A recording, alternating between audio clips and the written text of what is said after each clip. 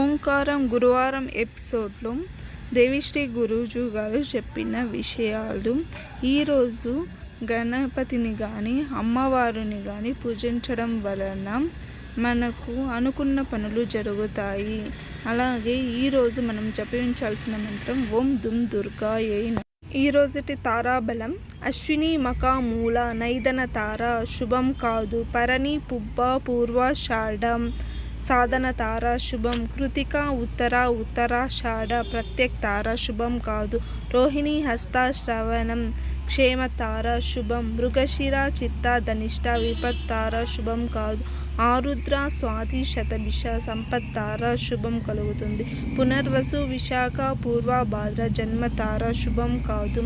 పుష్య అనురాధ ఉత్తరాభాద్రం పరమమిత్ర తార శుభం కలుగుతుంది. ఆశ్లేష జ్యేష్ఠ రేవతి మిత్ర తార చాలా శుభం కలుగుతుంది.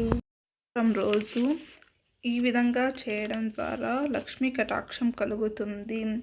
రేపు ఉదయాన్నే లక్ష్మీదేవి ముందర నెయ్యి దీపం వెలిగించి కనకదార స్తోత్రం పారాయణం చేయడం ద్వారా మనకు ఆర్థికంగా అభివృద్ధి చెందుతాము.